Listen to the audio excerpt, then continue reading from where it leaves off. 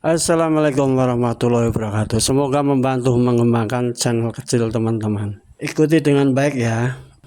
Teman-teman dimanapun berada, bertemu kembali semoga semakin menyenangkan. Izin berbagi untuk channel kecil agar senantiasa berkembang. Let's go. Ada apa dengan channel kecil? Apanya yang salah? Seperti yang telah disampaikan sebelumnya, teman-teman, bahwa perkembangan channel kecil itu bisa dilihat secara singkat dan tepat ya, dari 3 komponen ini: penayangan, rasio klik tayang dari tayangan, rata-rata durasi tonton.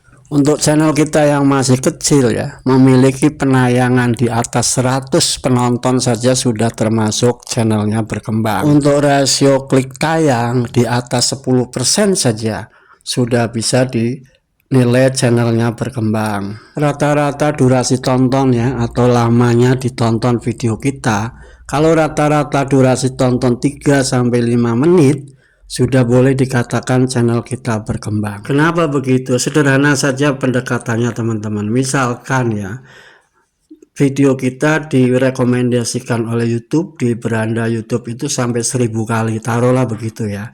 10% dari 1000 berarti ada 100 penonton. Seperti kita tahu, mendapatkan 100 penonton berarti video kita sudah ada iklannya. Ini hitungannya dengan rasio klik tayang ya, sama seperti itu. Jadi kalau ada 10% klik tayang berarti diklik oleh 100 penonton. Di YouTube rata-rata penonton menonton video itu maksimal 3 menit rata-rata loh ya.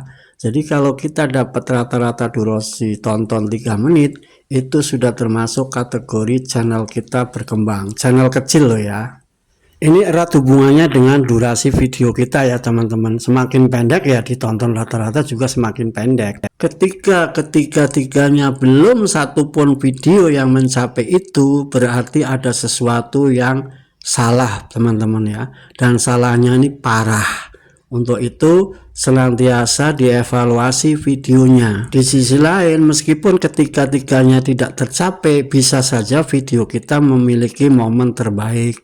Momen terbaik itu maknanya adalah penonton menonton lebih lama pada segmentasi video tertentu. Jadi teman-teman dilihat saja di data analitik. Untuk besar kecilnya penayangan dan rasio klik tayang itu tanggung jawabnya thumbnail, judul, deskripsi, kata kunci ya teman-teman. Rata-rata durasi tonton yang paling bertanggung jawab adalah isi dari tema konten serta panjang pendeknya durasi video saat itu. Terus harus bagaimana? Apa yang harus dilakukan? Apakah ganti tema channel? Bisa dicoba perbaiki segmentasi video ya teman-teman. Ada 5 poin ini. 1. Sekilas tampilkan cuplikan hasil akhir yang dituju ya. Biasanya menampilkan cuplikan ini akan membuat audiens bergairah untuk menonton, asal jangan lama-lama.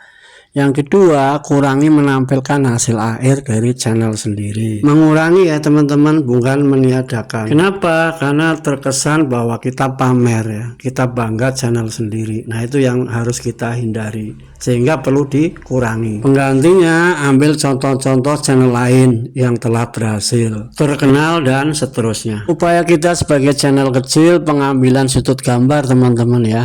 Tema channel apapun gitu, diperhatikan kembali pengambilan sudut gambarnya, dilengkapi pemaparan tidak mengandung kata-kata atau kalimat terkesan meragukan ya teman-teman. Kalau kita sebagai kreator ragu, apalagi audiens yang menonton.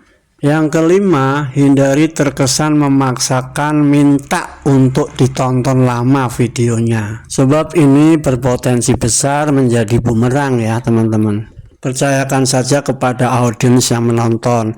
Menonton lama ya syukur alhamdulillah, menonton sebentar ya syukur alhamdulillah ditonton. Yang di-share kepada teman-teman ini berdasarkan eksperimen yang telah dilakukan panjang ya teman-teman. Dan ini yang sering terjadi di channel-channel kecil ya. Jadi pertama, sudahkah video channel memiliki momen terbaik? Kemudian minimal 100 penayangan, minimal di atas 10% rasio klik tayang dari tayangan, minimal 3-5 menit rata-rata durasi tonton. Selanjutnya, sambil memberi waktu kepada audiens untuk menyesuaikan kepada channel kita, teman-teman, jangan lupa setelan dan penyesuaian channel dicek kembali.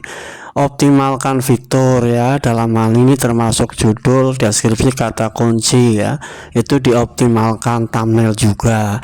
Yang ketiga, cara uploadnya yang benar teman-teman ya. Sejauh kita belum melakukan upload yang benar, ini akan menjadi blunder. Yang terakhir, yang keempat, gunakan strategi yang dinamis teman-teman. Banyak sekali strategi yang sudah di share baik di channel ini maupun di channel-channel tutorial lainnya.